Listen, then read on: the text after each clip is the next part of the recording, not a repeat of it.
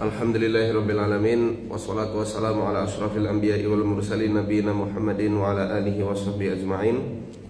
Rabbi shrah li sadri wa yassir li amri wahlul 'uqdatam min lisani yafqahu qawli, amma ba'd.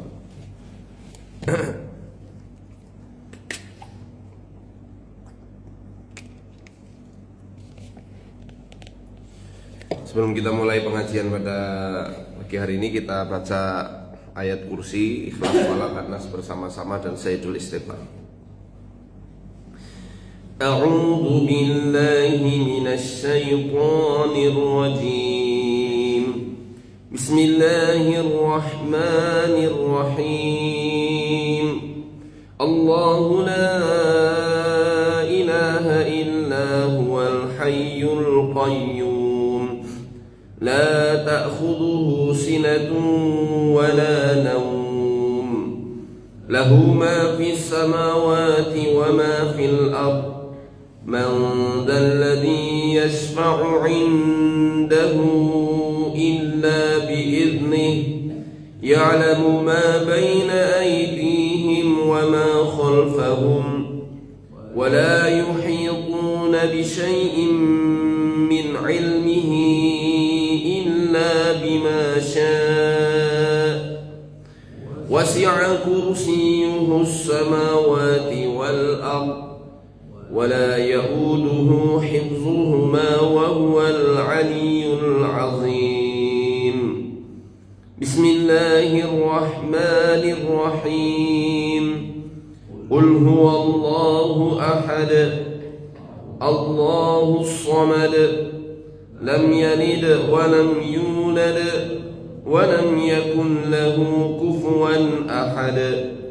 قل هو الله أحد الله الصمد لم يلد ولم يولد ولم يكن له كفوا أحد. قل هو الله أحد الله الصمد لم يلد ولم يولد ولم يكن له كفوا أحد.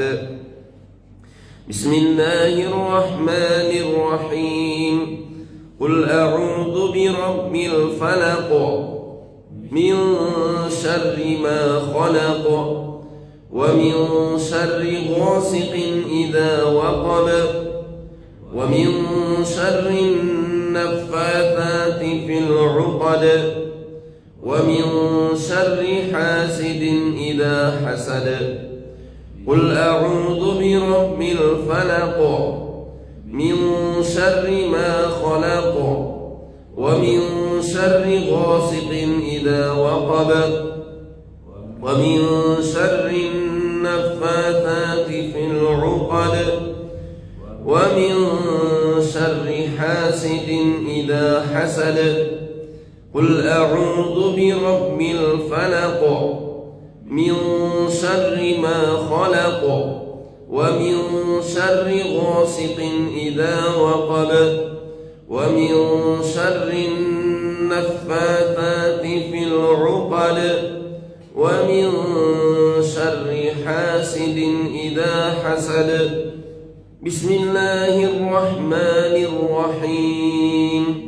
قل أعوذ برب الناس ملك الناس إله الناس من شر الوسواس الخناس الذي يوسوس في صدور الناس من الجنة والناس. قل أعوذ برب الناس ملك الناس إله الناس من شر الوسواس الخناس الذي يوسوس في صدور الناس من الجنة والناس. قل أعوذ برب الناس ملك الناس إله الناس من شر الوسواس الخناس الذي يوسوس في صدور الناس من الجنة Tunjukkan ke tangan. Kita ucapkan Bismillahilladzi la yadurru ma'asmihi syai'un fil ardi wala fis samai wa huwa samiul alim. Bismillahilladzi la yadurru ma'asmihi syai'un fil ardi wala fis samai wa huwa samiul alim. Bismillahilladzi la yadurru ma'asmihi syai'un fil ardi wala fis samai wa huwa samiul alim. A'udzu bikalimatillahi tammati min syarri ma khalaq. A'udzu bikalimatillahi tammati min syarri ma khalaq. A'udzu bikalimatillahi tammati min syarri ma khalaq. A'udzu billahil azim wa biwajhihil karim wa sultanihil qadim minasy syaithanir rajim. A'udzu billahil azim wa biwajhihil karim wa sultanihil qadim minasy syaithanir rajim. A'udzu billahil azim wa biwajhihil karim wa sultanihil qadim minasy syaithanir rajim.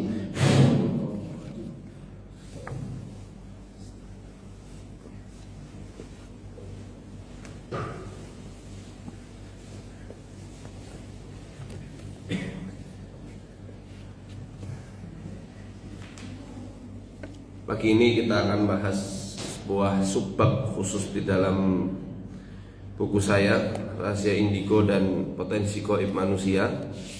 Kemarin kita udah bahas indigo di zaman Rasul, udah selesai ya.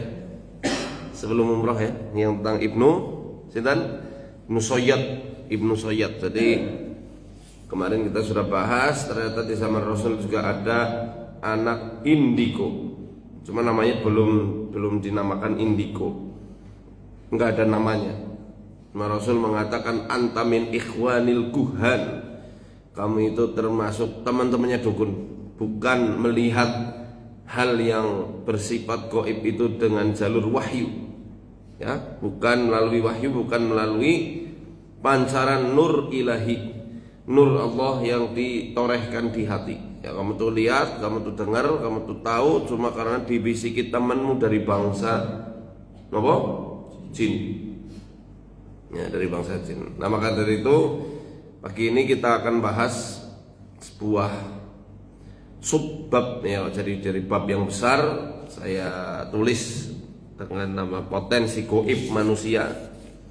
Itu ada banyak sekali, ada ilham, ada kasyaf, ada hadis, ada firasah, ada ru'ya. Ru'ya itu mimpi yang benar. Cuma karena kita kepengen mempercepat bahasanya, jadi yang lain-lain itu kita lewati aja, karena yang paling mudah untuk dipahami oleh manusia itu secara umum ya, oleh masyarakat kita adalah tentang firasat. Firasat itu bahasa Indonesianya intuisi. Kalau firasat sebenarnya dari bahasa Arab ya, bukan bahasa Indonesia. Firasatun artinya apa? Intuisi. Ya. Jadi kemampuan untuk mengetahui atau memahami sesuatu tanpa dipikirkan atau dipelajari. Diartikan juga intuisi itu adalah gerak hati atau bisikan hati. Ya. Intuisi itu merupakan salah satu kemampuan manusia untuk menganalisis sesuatu yang akan dikerjakan atau dilaksanakan. Jadi kalau bahasanya intuisi itu lebih umum ya. Jadi intuisi bisa hadir dalam otak kita, dalam jiwa kita ketika kita sudah membidangi sebuah bidang selama bertahun-tahun. Jadi intuisi biasanya lekat dengan jam terbang seseorang. Contoh ahli masak, chef atau apa namanya itu? Koki ya. Dia misalnya udah 20 tahun atau 30 tahun dia jadi koki, jadi ahli masak. Bahkan mungkin 5 tahun aja dia rutin tiap hari kerjaannya masak. Baru nyium aroma masak dia udah tahu, ini bumbunya ini. Itu namanya intuisi. Dan dengan intuisinya itu dia mampu memasak dengan seenak mungkin. Jadi misal resep sama nih dikasih ke orang lain, resepnya sama. Belum tentu orang yang dikasih resep itu hasilnya sama seperti yang dia bikin. Jadi pekerjaan yang dia lakukan itu hasil dari gerak hatinya, olah pikirnya, serta analisis yang tajam karena proses yang bertahun-tahun. Demikian juga dokter misalnya, dia udah lama kayak dokter Sekiran misalnya udah 30 tahun lebih ya, ngelihat pasiennya benjolannya di mana, oh gampang, udah ini masalahnya di sini, di sini, di sini, nanti yang harus di-plek di sini.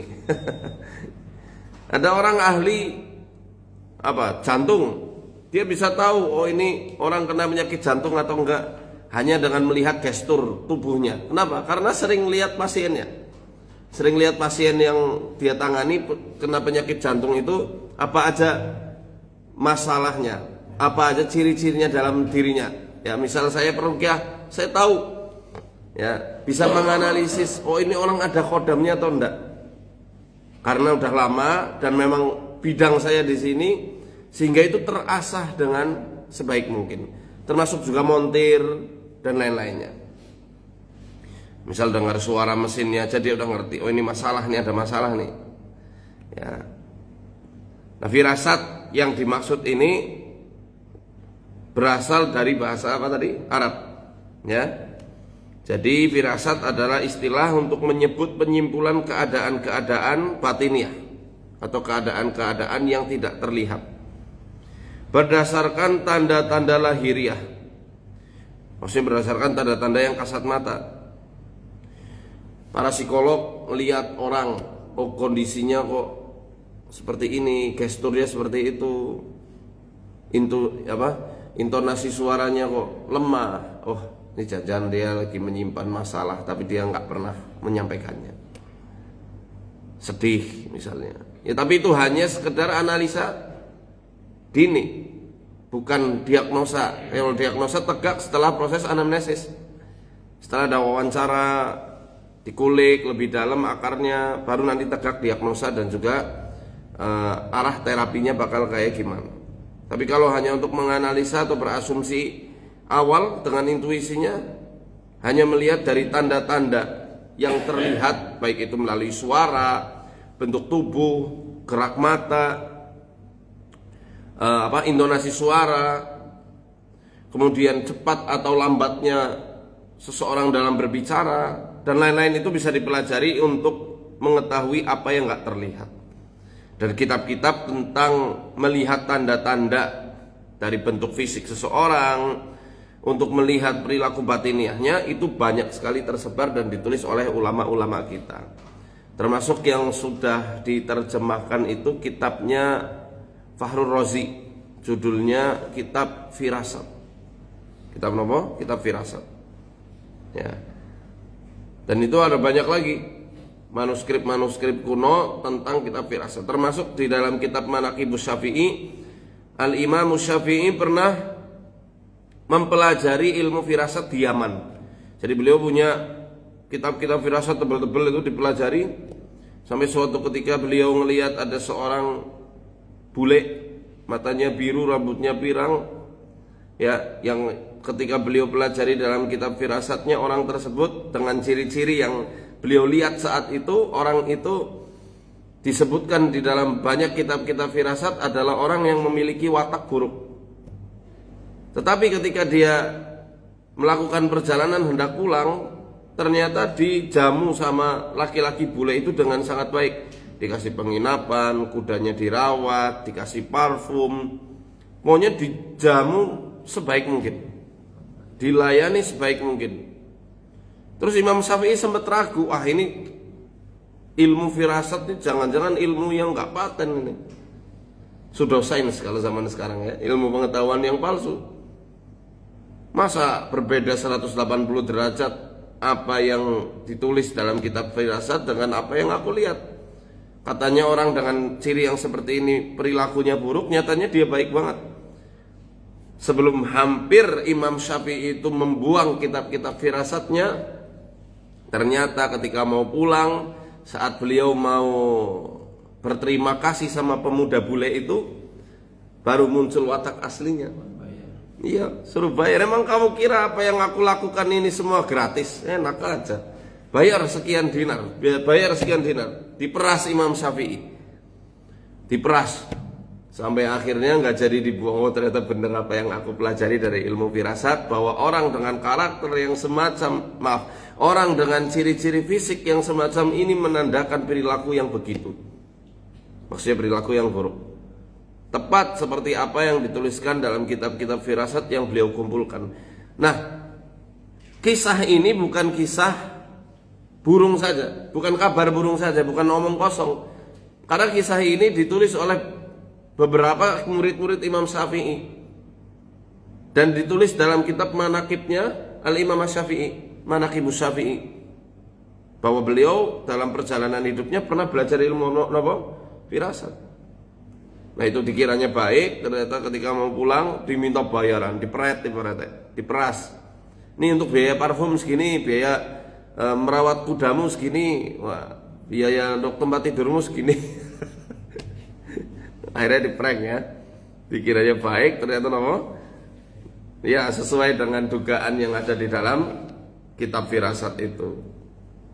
Ya, jadi ilmu firasat itu bukan ilmu dukun. Ya. Jadi di dalam ilmu psikologi sekarang itu ilmu fisiognomi. Melihat dari bentuk bentuk bleger fisiknya gitu, untuk mengetahui gimana watak dasar atau karakter dasar orang itu. Itu dari psikologi klasik sebenarnya ya. Abu Sulaiman Ad-Darani mengatakan al-firasatu mukasyafatun nafsi wa muayyanatul ghaib wa hiya min maqamatil iman. Ya, firasat adalah penyingkapan jiwa dan penyaksian perkara yang tidak nampak. Dan itu adalah bagian dari peringkat-peringkat keimanan. Jadi semakin kuat imannya, semakin jernih, ya, semakin jernih firasatnya, semakin kuat firasatnya. Jadi firasat adalah penyingkapan jiwa, penyaksian perkara yang tidak nampak. Kemudian Ibnu Qatta mengatakan firasah artinya idrakul batini wa bihi fussiral hadis. Pengetahuan batin yang tersembunyi yang dengannya suatu kejadian itu nanti akan ditafsirkan. Ibnu Qayyim mengatakan wahya nurun yuqdhifuhullahu fil qalbi. Firasat adalah cahaya yang ditancapkan Allah di dalam hati seorang hamba. Ya.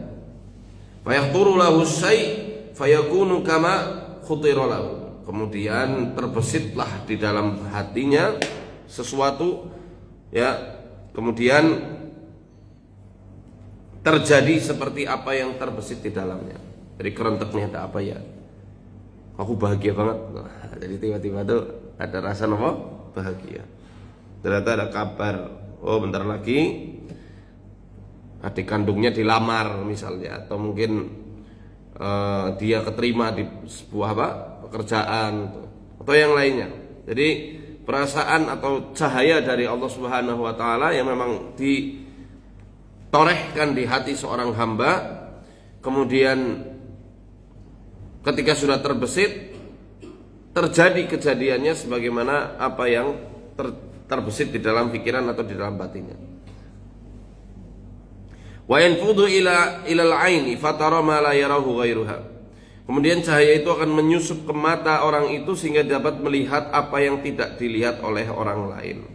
Ini bisa dimaknai secara hakiki, secara denotatif, berarti ngelihat betulan gitu, atau hanya makna kinayah, makna kiasan. Dia melihat, maksudnya dia visualisasinya itu udah kelihatan nih orang nanti bakal gimana, tapi bukan meramal ya, tapi melihat dari kondisi orang-orang, kondisi kejadian-kejadian yang ada di hadapannya untuk menyingkap apa yang bakal terjadi. Ini mungkin sering terjadi sama orang-orang yang alim, orang-orang yang memang memimpin sebuah perusahaan, ngelihat dari pasaran seperti apa, kemudian nanti dia bisa memprediksi, dan prediksinya itu biasanya tepat. Nah, ini termasuk firasat ya, termasuk firasat. Secara umum firasat itu bisa terjadi sama orang yang beriman atau yang nggak beriman. Hanya saja firasat orang yang beriman itu nanti jauh lebih jernih dan bisa menyingkap sesuatu yang nggak tersingkap sama orang-orang yang hanya mengandalkan pengalamannya saja. Ya. Dalil-dalil yang sahih tentang adanya firasat itu ada banyak banget ya. Di Quran contohnya di surat Hijr di ayat ke-75. Inna fi dzalika laayatil lil mutawassimin. Sesungguhnya pada yang demikian itu benar-benar terdapat tanda-tanda bagi orang-orang yang memperhatikan. Ya, mutawassim itu artinya memperhatikan tanda-tanda ilahiyah, memperhatikan sinyal-sinyal alam. Ibnu Taimiyah rahimahullah ta'ala menjelaskan dalam kitab Al-Mutawassim, Syekhul Islam Ibnu Taimiyah menjelaskan makna mutawassim. Kitab Mutawassim ya. Menjelaskan arti mutawassim adalah al-mustadillu bisimati wasima wahiyal alamah. Al-mustadil istidlal ya, artinya orang yang mencari petunjuk dengan memperhatikan tanda-tanda. Asima artinya adalah tanda. Jadi mutawasim orang yang mencari tanda, mencari sinyal, orang yang peka terhadap sinyal-sinyal alam, sinyal-sinyal Allah Azza wa Jalla di alam ini. Abul Qasim Al-Qushairi di dalam risalahnya yang fenomenal menjelaskan al-mutawassim pada ayat tersebut adalah huwallazi ya'riful wasma, adalah orang yang mengenal tanda, wa huwal 'arifu bima fi suwaida'il qulubi bil istidlali wal alamat. Dia adalah orang yang mengetahui rahasia di dalam pekatnya hati manusia dengan mencari bukti dan ciri-cirinya. Nah, menurut Ibnu Katsir rahimahullah, ayat ini berbicara tentang firasat. Di dalam kitabnya beliau mengutip pendapat dari Mujahid bahwa makna mutawassim maknanya adalah al-mutafarrisin atau orang yang berfirasat, yaitu orang-orang yang ahli apa? Dalam firasat. Ibnu Katsir menyematkan beberapa riwayat hadis tentang firasah yang berkaitan dengan ayat tersebut. Yang pertama, Rasul sallallahu alaihi wasallam bersabda, ittaqu firasatal mu'min fa innahu yanzuru bi nurillah. Takutlah pada firasatnya orang yang beriman, karena sesungguhnya dia melihat dengan nur atau cahaya dari Allah Subhanahu wa taala. Kemudian setelah Nabi berpesan seperti itu, beliau membacakan firman Allah, inna fi dzalika laayatil mutawassimin. Sesungguhnya pada yang demikian itu benar-benar terdapat tanda-tanda bagi orang yang memperhatikan tanda-tanda. Ibnu Jarir mengatakan dari riwayat yang panjang sekali, dari apa? Sanadnya ini saya langsung aja ya, dari Ibnu Umar mengatakan bahwa Rasulullah pernah bersabda, ittaqu firasatal mu'min. Takutlah pada firasatnya orang mukmin. Fa innal mu'mina yanzuru bi nurillah. Karena sesungguhnya orang mukmin itu memandang dengan nur cahayanya Allah. Kemudian Rasul juga bersabda, ihdaru firasatal mu'min, waspadalah terhadap firasatnya orang beriman. Fa innahu yanzuru bi nurillah wa yantiqu bi taufiqillah. Karena dia memandang dengan cahaya Allah dan berbicara dengan taufik atau pertolongannya Allah Subhanahu wa taala. Kemudian Rasul juga pernah bersabda, inna lillahi ibadan ya'rifuna an-nasa bitawassum. Sungguh Allah itu punya hamba-hamba yang dapat mengenal orang lain melalui firasatnya. Dan banyak yang lain, hadis-hadis yang sabrek-abrek menjelaskan tentang tawassum atau firasat ini ya. Tentang firasat.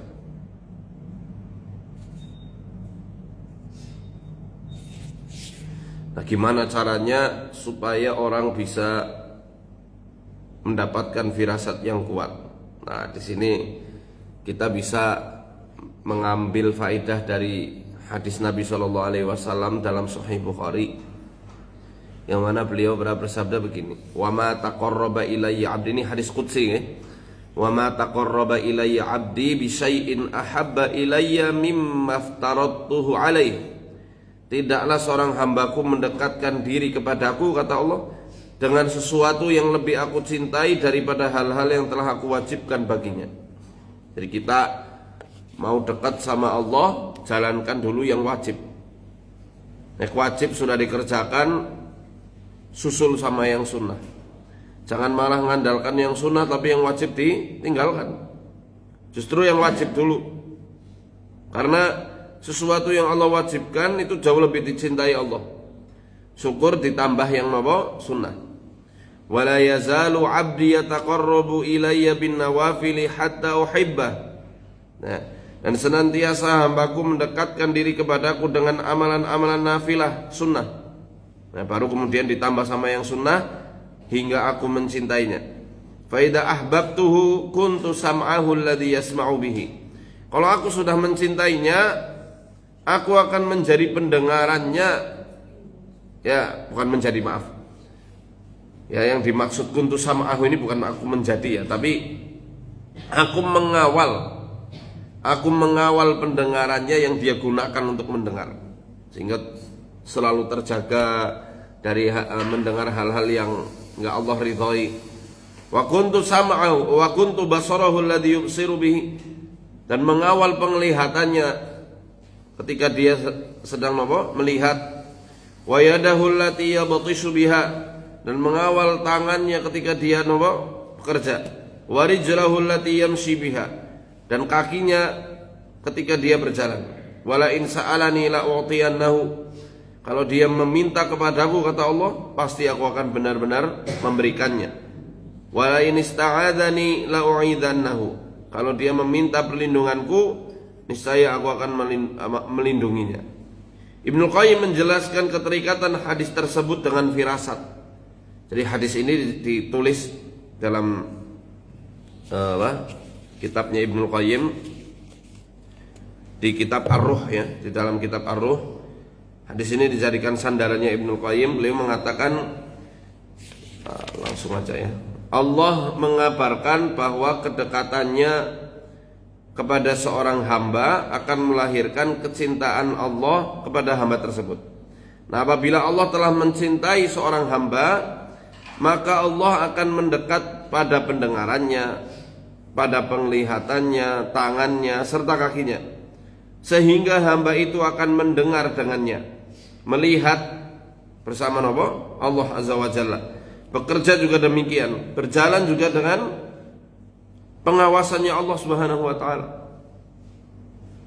Hati seorang hamba menjadi laksana cermin yang sangat jernih, yang di dalamnya itu akan menampakkan hakikat sesuatu seperti apa adanya. Oleh karena itu karena itulah yang menjadikan firasatnya hampir-hampir tidak pernah salah. Ketika seorang hamba sudah melihat dengannya, maka dia akan melihat segala sesuatu dengan keadaan yang sebenarnya. Nggak ada yang bisa ditutup-tutupi. Maka kita perlu lihat nih, kalau misalnya sering ada firasat-firasat yang benar, coba koreksi diri. Karena firasat yang benar otomatis ya, firasat-firasat gaib ya, itu harus lahir berdasarkan keimanan. Misalnya imannya, maaf ini sering ambruk, kecenderungannya selalu pada kemaksiatan, yang wajib ditinggalkan, naudzubillah. Nggak pernah, apalagi yang sunnah, yang wajib aja sering ditinggalin, apalagi yang sunnah. Kok firasatnya tepat terus, firasatnya dalam tanda kutip kok benar terus, bisa melihat orang dengan keadaan yang sebenarnya. Maka itu bukan firasat imaniyah, bukan firasat dari cahayanya Allah yang ditorehkan dalam batinnya, melainkan karena SIJ, sistem informasi jin. Ya, kita punya istilah sendiri, SIJ, sistem informasi jin. Jadi bukan karena diberikan firasat oleh Allah, melainkan karena ada khodam yang ikut dia. Ada jin yang membuat dia itu seolah-olah mendapatkan firasat dari Allah Subhanahu wa taala. Karena firasat yang beda sama jam terbang ya, ini firasat orang-orang yang beriman itu beda lagi. Itu harus ditapaki, atau dia itu harus lahir dengan rutinnya orang tersebut mengamalkan yang wajib, istiqomahnya mengamalkan yang wajib, dan mengamalkan yang sunnah semampu dia, sampai Allah benar-benar mencintainya.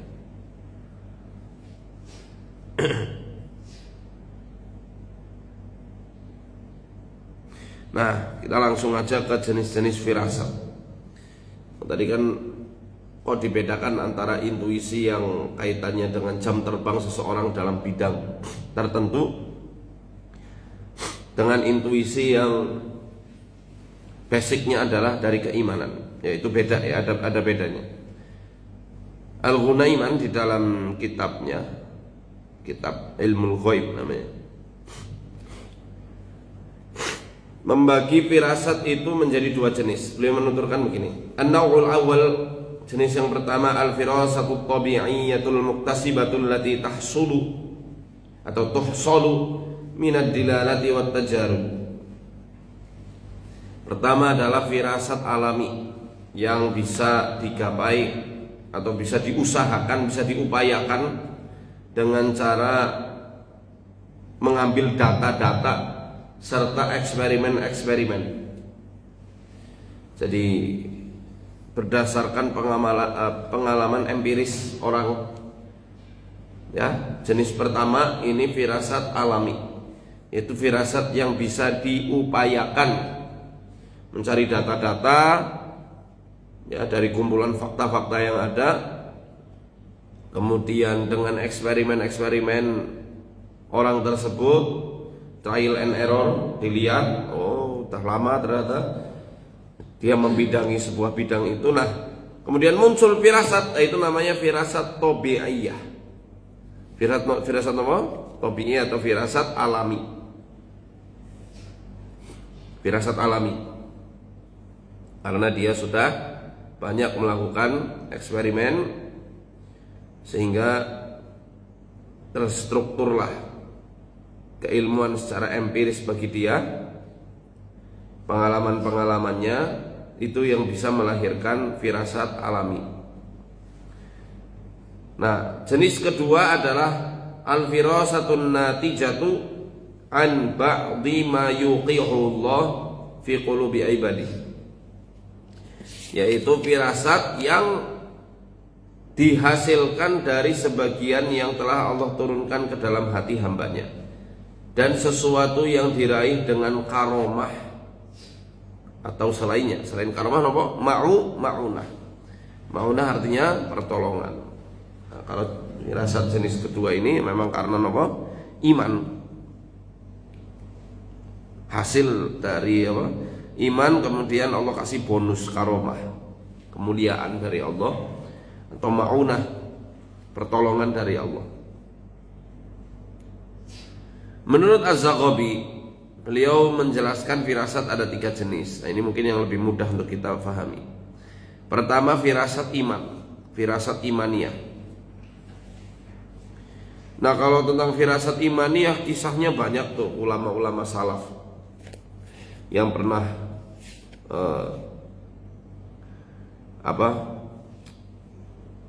punya pengalaman firasat karena keimanannya. Contoh ini Utsman bin Affan. Utsman bin Affan radhiyallahu anhu suatu ketika itu pernah didatangi seorang pemuda yang sebelum datang ke majelis beliau, dia nggak sengaja melihat seorang wanita, cantik wanitanya. Akhirnya setelah ketemu sama wanita itu, dia selalu terbayang-bayang kecantikannya, dibayangin terus. Pas sampai di majelisnya Utsman berkata begini: "Yadkhulu alayya ahadukum wa atharu zina zahirun ala ainaihi." Seorang dari kalian menemuiku sementara bekas zina tampak di matanya. Utsman ditanya sama teman-teman yang lain, sahabat-sahabat yang lain, "Awahyun ba'da Rasulillah?" Apakah ini wahyu setelah Rasulullah? Utsman menjawab, "La, bukan. Walakin tabsirah wa burhan wa firasatun shadiqah." Bukan, ini adalah tabsirah, mata batin, wa burhan, kebenaran, wa firasatun shadiqah, dan firasat yang benar. Jadi hal tersebut muncul karena beningnya Utsman bin Affan, beningnya batinnya Utsman bin Affan radhiyallahu anhu. Ya, kita tahu gimana Utsman, lembutnya, bukan main malaikat aja sampai malu sama Utsman. Karena sangat menjaga akhlaknya, lembut sekali. Kerjaannya puasa sama baca Quran. Ketika pemberontakan Utsman itu meninggalnya saat sedang puasa dan saat sedang membaca mushaf, membaca Quran. Sehingga beliau itu puasa ketika hidup bukannya di surga, bukannya di dalam jamuan yang lebih tinggi dan lebih mulia. Ya. Maka nggak heran ya kalau sekelas Utsman bin Affan ini, karena saking beningnya mata batin beliau, beningnya batin beliau, ya, sahabat, amalan solehnya masya Allah udah nggak diragukan lagi, jelas. Allah tampakkan hal tersebut bukan dalam rangka supaya buat sakti-saktian, tapi supaya sahabat yang tadi melihat wanita dan membayangkan kecantikannya itu segera bertaubat. Contoh yang lain,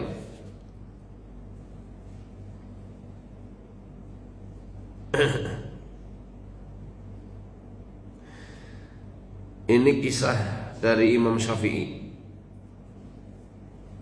Dia sedang duduk-duduk di Masjidil Haram bersama Muhammad bin Hasan. Ya. Kemudian masuklah seseorang. Ya, ada seseorang yang masuk ke dalam masjid. Kemudian Imam Syafi'i itu bedek-bedekan, main tebak-tebakan sama Muhammad bin Hasan. Ya, menurutmu itu apa pekerjaannya? Kalau menurutku, firasatku berkata bahwa orang ini adalah tukang kayu. Kemudian Imam Syafi'i mengatakan, enggak, kalau firasatku orang ini adalah seorang pandai besi. Kemudian diadu itu, coba kita tanya ya, benar pandai besi atau tukang kayu? Ternyata dua-duanya benar. Saat ditanyakan ke laki-laki tersebut, orang itu menjawab, dulu aku adalah seorang pandai besi, tetapi sekarang aku tukang kayu. Jadi firasatnya Muhammad bin Hasan dan Imam Syafi'i, Muhammad bin Hasan mengatakan itu Najjar, tukang kayu. Imam Syafi'i mengatakan enggak, itu Haddad, tukang besi. Coba ditanya. Ternyata Imam Syafi'i firasatnya jauh lebih melampaui Muhammad bin Hasan, karena pandai besi ini adalah pekerjaan lamanya dari orang tersebut. Dan dua-duanya ya betul, berarti dua-duanya firasatnya benar. Ibrahim Al-Khawas juga pernah mengatakan demikian. Suatu ketika aku berada di sebuah masjid, datang seorang pemuda beraroma semerbak. Wajahnya tampan, penampilannya menawan. Kemudian aku kepada teman-temanku berkata, aku mengira dia adalah seorang Yahudi. Aku berfirasat dia adalah seorang Yahudi. Kemudian teman-temannya Ibrahim Al-Khawas nggak senang ucapannya itu. Kamu kok seuzon sih sama orang itu? Ya. Kemudian aku pun keluar dan pemuda itu juga ikut keluar. Tetapi pemuda itu kemudian kembali masuk menemui teman-temanku. Dia bertanya, apa gerangan yang dikatakan oleh syekh itu tentang diriku? Kemudian teman-teman ya sama-sama seorang syekh juga menolak menjawab supaya pemuda itu tidak tersinggung. Tapi pemuda itu terus mendesak kepada mereka sampai akhirnya mereka berkata, teman-temannya Ibrahim Al-Khawas, itu tadi Syekh Ibrahim mengatakan bahwa kamu adalah seorang Yahudi. Kemudian pemuda itu bergegas menemui Ibrahim Al-Khawas, mencium tangannya dan menyatakan diri untuk masuk Islam. Kemudian Ibrahim Al-Khawas bertanya kepada pemuda itu, apa yang menyebabkan kamu masuk Islam? Pemuda itu jawab, kami telah mengetahui isi dari kitab suci kami, Taurat, ya, bahwa orang yang siddiq, yaitu orang yang jujur keimanannya kepada Allah, itu tidak pernah salah firasatnya. Aku pun ingin menguji orang-orang muslim dan akan aku perlihatkan mereka. Menurutku apabila di antara mereka ada orang yang siddiq, yang jujur imannya kepada Allah, sudah pasti dia ada di kelompok ini. Dan itulah maka aku akan bersiasat kepada kalian. Maksudnya dia menyamar sebagai seorang muslim, sebagai pemuda muslim. Nah, ketika Syekh Ibrahim Al-Khawas ini melihat pemuda itu, firasatnya langsung main, ini bukan muslim, ini Yahudi lagi nyamar. Ya. Jadi kalau misal zaman dulu itu ada kiai-kiai yang firasatnya kuat, itu bukan kiai dukun. Bisa jadi memang karena kiai itu benar-benar menjaga ketauhidannya sama Allah. Kecuali kalau kiainya model-model yang dulu pernah viral itu ya, jual-jualan jimat itu, yang dikit-dikit ngambil pusaka dari tanah, ngobatin dikit-dikit keluar pakunya. Nah itu bukan firasat, main sulap, itu bukan kiai yang dimaksud. Kalau zaman dulu misal kiai, banyak para ulama-ulama kita yang firasatnya itu sering benernya, itu bukan ramalan, itu namanya firasat imaniyah. Ya karena dari keimanan seseorang itulah memunculkan gambaran-gambaran yang benar, yang jernih, yang datangnya dari cermin kolbunya. Yang kedua, firasat riyadiyah. Ini firasat yang muncul karena efek ritual. Misalnya puasa mutih dulu, puasa pati geni dulu, tiba-tiba muncul firasat-firasat yang kuat. Nah itu karena firasat riyadiyah. Riyadiyah itu artinya ritual ya, tirakat-tirakat. Nah ini bisa terjadi sama orang yang beriman dan orang yang gak beriman, tergantung seberapa kuat dia dalam bertirakat. Ketika kuat tirakatnya, ya bisa semakin kuat juga firasatnya. Nah yang terakhir adalah firasat khalqiyah. Firasat khalqiyah atau firasat tadi, intuisi yang disesuaikan dengan jam terbang seseorang, dengan kecerdasan seseorang, itu nanti mampu untuk menyingkap berbagai macam yang tersembunyi. Misalnya dari suara, untuk melihat apakah orang itu pemarah atau enggak, bisa diperhatikan melalui suara yang dikeluarkan. Orang yang temperamen atau sering marah cenderung suaranya keras dan lantang. Penyebabnya ketika seseorang marah, tubuhnya itu menjadi panas.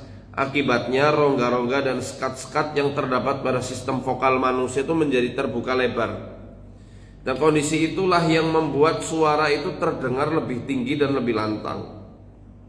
Untuk melihat orang itu penakut, itu bisa diperhatikan juga dari suaranya yang lirih, pelan, ya. Karena di saat takut, unsur panas itu nanti tertahan, sehingga unsur dingin akan menyeruak ke seluruh tubuh, menguasai tubuh, dan menyebabkan terjadinya penyempitan pada rongga-rongga suara.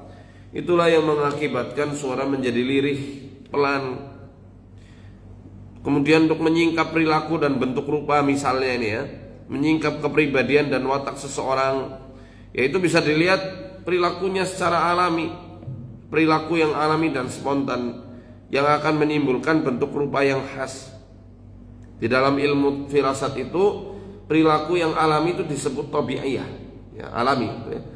Manusia juga memiliki perilaku itu, memiliki perilaku yang dipaksakan karena adanya faktor tertentu. Semisal perilaku ramah karena segan sama atasannya, segan terhadap gurunya, sehingga dia itu jaga image. Jadi perilaku ramah itu perilaku apa? Yang dipaksakan atau yang dibuat-buat, karena memang dia ada kepentingan di situ dan ada yang ditakutkan. Ya. Nah, perilaku yang kayak gini bukan perilaku yang tabi'iyah, tapi perilaku taklifiyah yang dipaksakan. Karena tuntutan pekerjaan, sehingga menyambut orang itu harus dengan ramah. Ya, selamat datang di Indomaret misalnya. Salam penuh senyum itu. Karena memang SOP pekerjaannya seperti itu, sehingga dia mau nggak mau harus ramah. Atau ada orang yang mau nggak mau harus tegas, pasang muka garang, galak. Dulu saya waktu jadi bagian kedisiplinan di kantor ya harus seperti itu, nggak boleh hahaha, nggak boleh ketawa ketewi. Pas lagi patroli harus pasang muka sangar. Sehingga itu pengalaman masa lalu saya di kantor yang menjadi disiplin, bagian kedisiplinan di masjid, ke bawah sampai sekarang. Perilaku yang dipaksakan itu, kalau bagian kedisiplinan kok cengenges, dia bakal dihukum. Dia sendiri yang bakal dihukum atau ditegur. Nah, ini perilaku-perilaku taklifiyah yang dipaksakan, bukan yang tabiiyah. Nah, kalau taklifiyah dari perilaku yang semacam itu kita nggak bisa menyingkap bagaimana watak dasarnya. Ya, karena perilaku taklifiyah itu nggak timbul dari karakter alami yang mendasar. Kita baru bisa menyingkap kepribadian manusia itu hanya dengan melihat pribadi alaminya. Pribadi alami bisa memperlihatkan bentuk rupa seseorang dan kepribadiannya. Misal saat orang itu lagi dikuasai amarah, itu kelihatan dari kita itu bisa melihat bentuk rupa tertentu dari orang yang lagi marahnya benar-benar. Demikian juga ketika seorang sedang dihantui perasaan cemas dan takut, dia juga akan memperlihatkan bentuk rupa tertentu. Orang dalam kecemasan, ketakutan itu kan wujud aslinya bakal kelihatan. Gurat-gurat wajahnya itu akan kelihatan pas lagi marah besar atau lagi ketakutan banget. Nah, setiap bentuk rupa tertentu itu menjadi ciri khas seseorang. Dan itu pasti berbeda-beda antara satu orang dengan orang yang lain. Bahkan perbedaannya pun bisa dilihat dan dirasakan dengan jelas bagi orang yang memperhatikan orang itu. Maka kondisi batin dan kondisi lahir ini merupakan dua hal yang selalu bergandengan dan gak bisa dipisahkan. Gak bisa dipisahin. Ya, itu ada banyak, misal dari bentuk alis, dari kurat-kurat yang ada di pipi, yang ada di sekitaran mata, ya, saat dalam emosi alaminya itu muncul, kurat itu biasanya akan kelihatan. Gitu. Contoh lagi yang ada di tubuh, itu bisa kita lihat dengan membaca tangan sama lidah. Nah, ini saya tulis di sini. Kalau ada yang penasaran kok bisa baca tangan dukun ya, ini ada ilmunya, ilmu firasah ini saya tulis di sini. Contoh ya, contoh dilihat dari tangan manusia. Itu kita lihat dari telapak tangan, dia berkeringat apa enggak, telapak tangannya itu kering atau ya lembab, telapak tangannya cekung atau enggak, jari kelingkingnya tuh kayak gimana, jari tengah kurat-kurat biru, garis putih yang ada pada tengah kuku, lekukan pada kuku, dan lain-lain banyak. Ya, di buku ini saya sudah tulis. Contoh nih, contoh untuk mendiagnosa penyakit gangguan jantung. Seorang yang dinyatakan menderita jantung itu memiliki gejala ini. Bisa perhatikan tangan masing-masing. Telapak tangan berkeringat, dan itu nggak hanya ketika ini saja ya, tapi sering berkeringat. Jari kelingkingnya bengkok, gurat-gurat biru ada di telapak tangannya, garis putih pada garis tengah kuku muncul dominan, dan jari tengah bengkok. Nah, itu nanti bisa dilihat dengan kondisi lidah. Nanti dikombinasikan sama lidahnya. Kalau lidah itu biasanya nanti yang di paling ujungnya itu muncul totol-totol coklat semi kehitaman. Itu berarti sudah banyak sumbatan-sumbatan di pembuluh jantungnya. Ya, makanya kan sering lihat di YouTube saya ya, kok disuruh buka lidah, kemudian disuruh memperlihatkan tangan. Ya, ini penjelasannya. Penjelasannya seperti ini.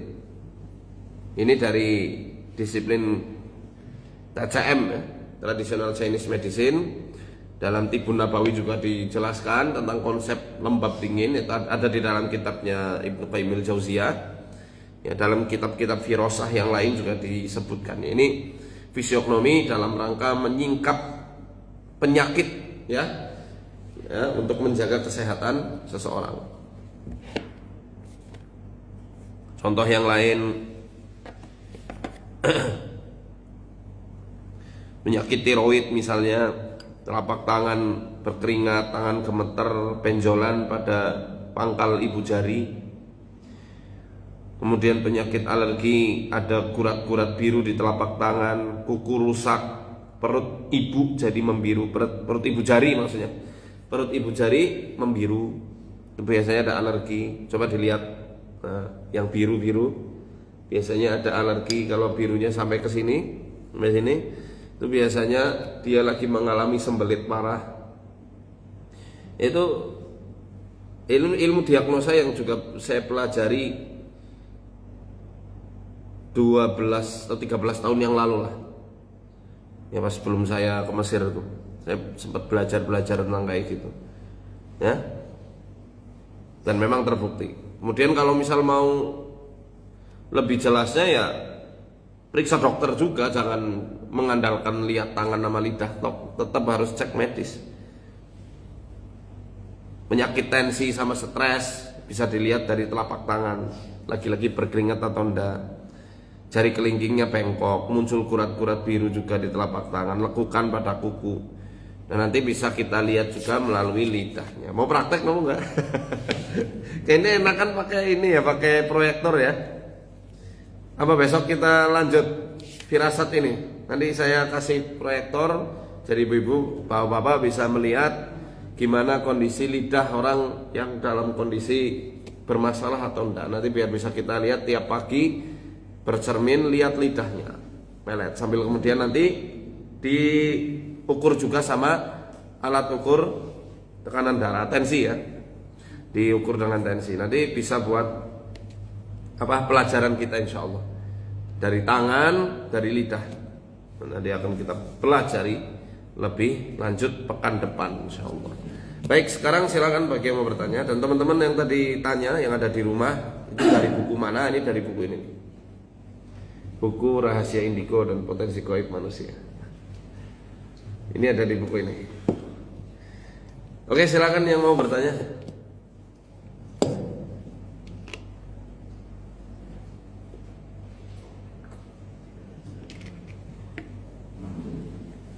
Assalamualaikum warahmatullahi wabarakatuh. Waalaikumsalam. Kita bersama dengan ramal. Iya. Saya pernah waktu itu orang tua saya itu mau meninggal dunia. Dirasa orang tua itu wajahnya tidak seperti biasa. Bolehkah saya itu meramal ini? Ya, ini jangan ditinggal yang ini sebentar lagi. Kelihatannya ini tidak lama ini meninggal. Kelihatannya tanda-tandanya ya, jadi saya melihatnya sepertinya jelas itu. Tidak lama itu, ternyata memang tidak lama. Ya, selama 1 minggu. Dan istri saya dulu meninggal sudah kurang 1 hari.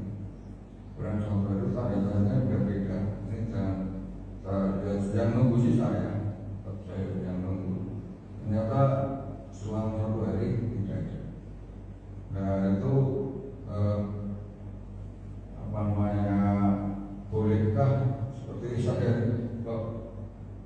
firasat itu namanya firasat. Benarkah seperti itu tanda-tanda orang meninggal? Apa hanya cukup 1 hari 2 hari? Apa sebelumnya berapa hari? Firasat itu ada. Terima kasih. Assalamualaikum warahmatullahi wabarakatuh. Kalau masalah kematian ini masuknya gaib mutlak. Kalau gaib mutlak atau absolut yang hanya Allah saja yang mengetahuinya, itu nggak bisa diukur dengan ilmu firasat, kecuali firasat iman ya, atau firasat dari orang-orang yang memiliki hubungan batin paling dekat.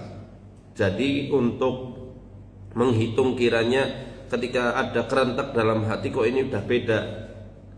Orang sakit, misalnya sakit ya, biasanya kan firasat itu muncul ketika orang itu sudah lama sakit, kemudian mungkin dalam kondisi terminal lucidity, udah koma lama, habis itu bangun hanya dalam rangka pamitan sama orang-orang yang dicintai, habis itu nggak selang berapa lama meninggal. Kalau Pak Haryadi waktu itu meriksani saat dalam kondisi mereka baik almarhumah istri maupun orang tua ya, dalam kondisi sakit yang sudah lama, kemudian udah mulai berbeda kondisi wajahnya, berbeda auranya, itu masih wajar. Karena orang yang dicinta itu kadang diberikan firasat tentang kematian sama Allah Subhanahu wa taala. Firasat-firasat tentang perpisahan supaya bisa mempersembahkan sesuatu yang terbaik di fase terakhir kehidupan orang yang kita cintai. Namun fase terakhir kehidupan itu bukan perpisahan selamanya, karena kita juga kelak akan nyusul. Hanya saja hal yang semacam itu memang bisa saja terjadi. Saya bolak-balik sering waktu eyang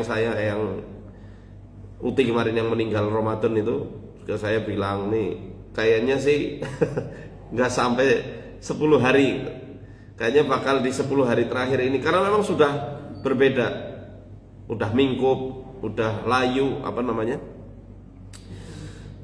daun telinganya ya, kemudian parasnya sudah ya berbeda lah. Kita susah buat mengungkapkannya karena itu ilmu rasa ya, ilmu rasa. Saya bilang jangan ditinggal. Nah akhirnya di detik-detik terakhir, alhamdulillah saya bapak ibu waktu itu yang ikutan nungguin juga. Waktu Mbah Karsi, ibunya ibu waktu mau meninggal ya, saya bilang ini kayaknya bentar lagi ada yang nelpon nih. Ada yang nelpon karena mungkin hubungan batin ya, antara cucu sama nenek sama kakek, antara anak sama orang tua, antara pasangan dan pasangan yang lain.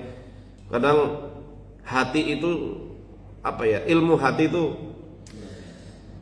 nggak bisa diukur dengan teori, dengan ilmu-ilmu normatif itu, sehingga itu bukan bagian dari ramalan dukun, bukan. Kita kan hanya menyampaikan kepada kaum kerabat yang lain supaya tetap dijaga, supaya bisa mentalkin gitu Pak. Jadi bukan termasuk bagian dari ramalan. Wallahu a'lam bishawab. Cuma itu ya saya tegaskan sekali lagi, tidak bisa mengukur berapa harinya. Misal udah mulai ada firasat nih, udah lama sakit parah gitu misalnya, udah mulai berbeda, itu kita nggak bisa memprediksi berapa hari lagi, nggak bisa. Itu rahasianya Allah Subhanahu wa taala. Ya, itu mungkin. Kalau hanya ini ya, kadang-kadang ada orang yang sakit kemudian kena panic attack. Respon tubuh itu kadang-kadang langsung menerjemahkan rasa panik itu dengan kematian. Wah, bentar lagi ajalnya datang, bentar lagi mati. Itu bukan mati betulan, tapi kena panic attack, anxiety, gangguan kecemasan berlebih. Ya, kalau yang semacam itu tentu bukan firasat tapi dari setan, karena ketakutan. Itu wallahu a'lam.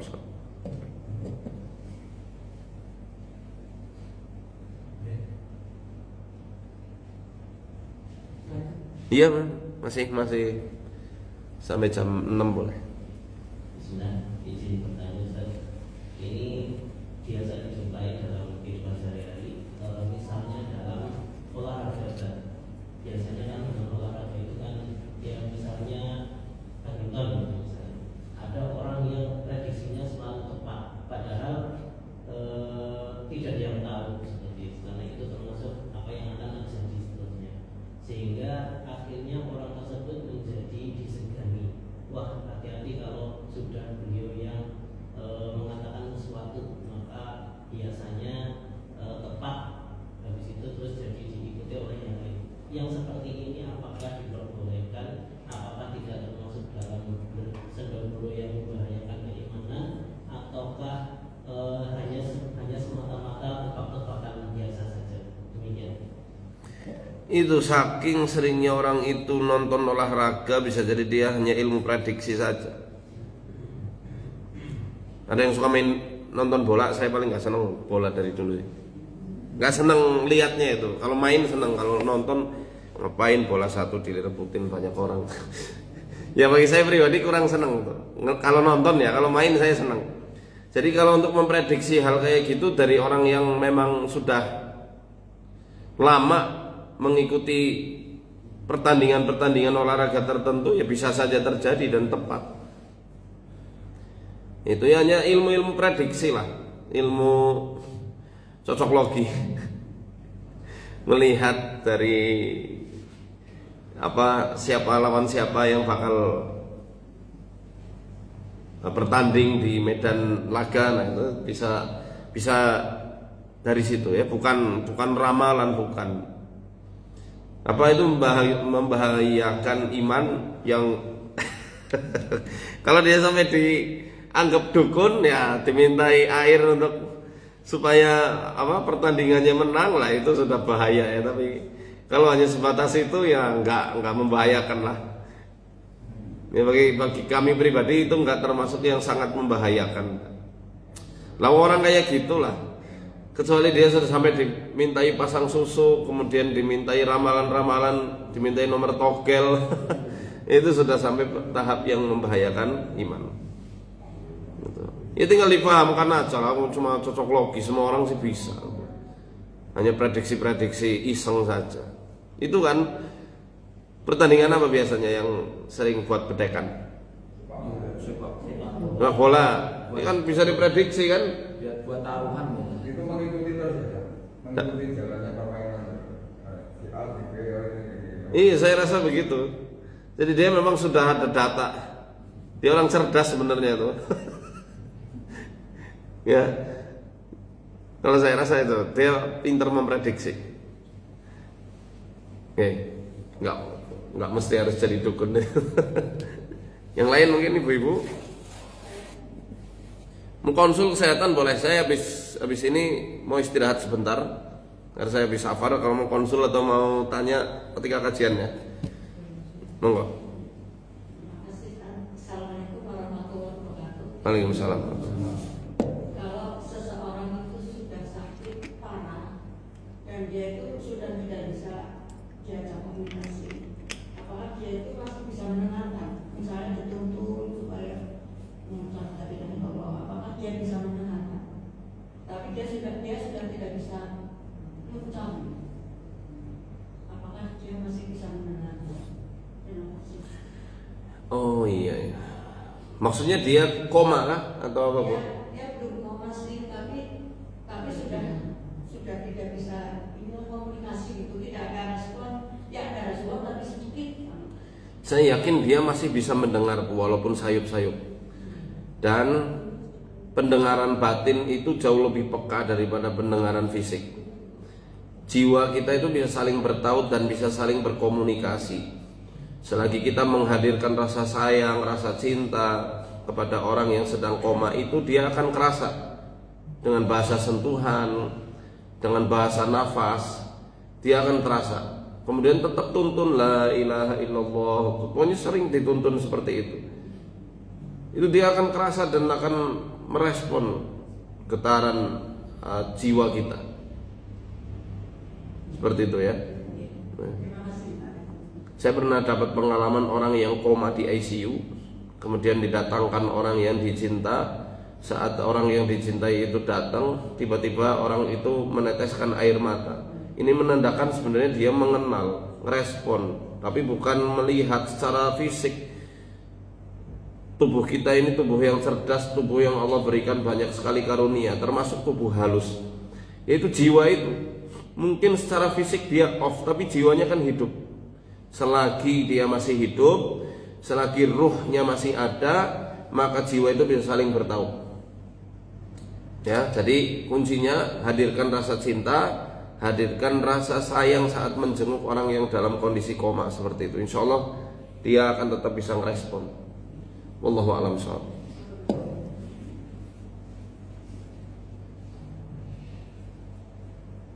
Ada lagi?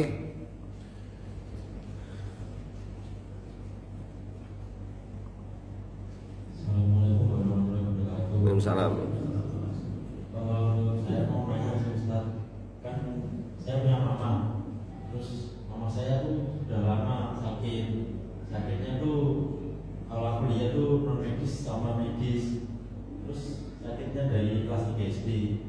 Terus saya udah bawa ke Yang 3 SD siapa?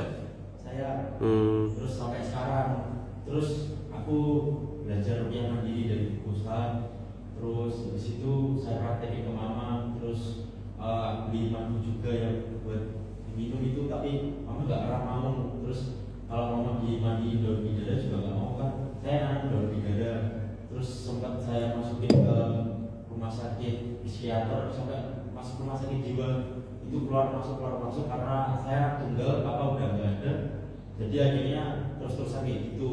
Terus dari zaman mama waktu muda itu katanya suka main raja, main ini main itu. Tapi kata adik mama itu udah hilang kayak gitu. Terus habis itu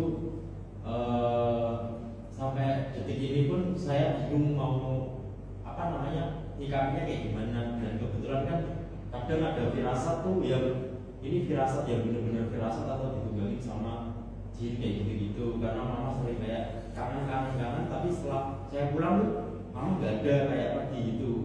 Nah jadi emang kondisi mama tuh, saya kan kerja di Bandung, lah mama di Kediri.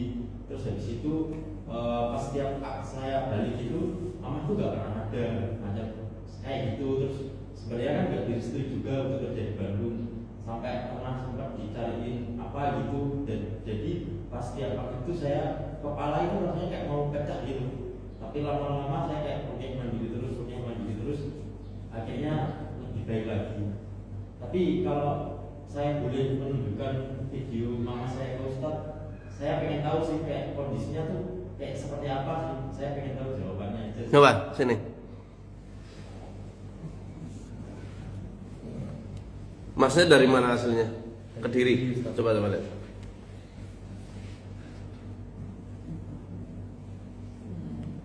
Oh, masih bisa komunikasi? Udah itu sih Ustadz, karena emang ada, katanya kakak saya emang ada jenazah aja sih emangan. Sampai ini, sorry Ustadz.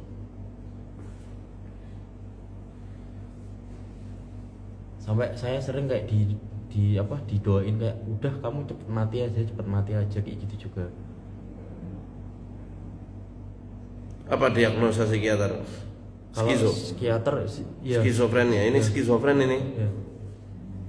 Kalau dari kondisi lidahnya itu memang murni, sekarang yang dominan gangguannya lebih ke jiwanya. Jadi memang harus diobati jiwanya dulu, biar nanti insya Allah ketika jiwanya nanti udah terobati, nanti lama-lama bisa membaik. Tapi kenapa kalau dikasih kayak bidara atau Nolak. madu, ya kayak dia bener-bener gak mau. Itu jangankan bidara, dikasih air biasa aja pasti nolak. Karena orang-orang dalam kondisi depresi parah itu nggak suka air, sangat-sangat nggak suka air itu. Jadi gimana ya tempat rehabilitasi? Saya belum tahu ya, soalnya perempuan sih. Kalau laki-laki saya mungkin bisa sarankan ke Bogor. Tapi sebenarnya kalau diminumin obat tuh bisa lebih baik lagi. Tapi mamah tuh susah banget diminumin obat. Terus karena emang lingkungan di rumah kan bekas bah buyut kan, jadi emang kurang baik. Tapi untuk diajak keluar tuh emang agak susah. Efeknya itu hanya nekan saja, tapi nggak lama. Karena efek obat tuh hanya analgesik, dia nekan, tapi habis itu kalau udah selesai efek obatnya ya kambuh lagi. Jadi kayak sistemnya kayak drugs gitu. Jadi memang harus sabar tuh untuk menangani seperti itu. Insya Allah bisa sembuh, cuma ya butuh kesabaran ekstra dan harus didampingi full time 24 jam itu. Tapi ya gitu kayak masih suka main-main ke tempat kayak gitu aja sih. Jadi saya sering bakar bur-bur itu sih. Ya, tapi itu ya, pokoknya yang dominan sekarang di ibu jenengan itu bukan ke faktor jinnya yang harus difokuskan, tapi ke jiwanya, ke skizonya itu. Nah, skizo itu bisa kita ikhtiarkan dengan probiotik. Bisa dari produk, kami ada produknya, atau yang dari produk lain juga bisa. Pokoknya probiotik. Yang paling gampang aja lah bagi Mas untuk mendapatkan itu, ya pakai itu. Ya, kita perbaiki konsosium bakteri yang ada di usus besarnya, yang dengan itu nanti insya Allah bisa membuat kondisi ibu lebih stabil. Gitu ya, sabar. Insya Allah jenengan anak soleh, ahli surga insya Allah. Ya, Anda kuat, manusia kuat. Ya. Bismillah.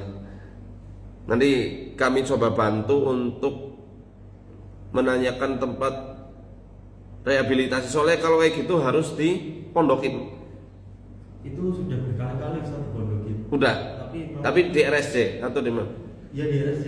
Hmm. Tapi dipondokin kayak saya tinggal sebentar gitu, mama sudah cari kayak air yang ya kayak gitu-gitu ada tulisan Al-Quran dan lain-lain gitu, dan pasti yang selalu buang dan bakar tuh saya harus Pak. Ya.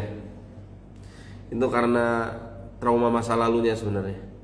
Kenapa sampai mencari-cari seperti itu? Pasti karena dulu tertuntut untuk mencari dukun sakti dalam tanda kutip untuk bisa menggapai hajat beliau yang belum tercapai. Itu mungkin ya. Kalau saya saranin untuk mama fokus di probiotik siklus. Ya. Itu kita tutup kajian pada pagi hari ini dengan doa kafaratul majlis. Subhanakallahumma wa bihamdika asyhadu an la ilaha illa anta astaghfiruka wa atubu ilaik. Arsyadani Allah hayyakum. Assalamualaikum warahmatullahi wabarakatuh.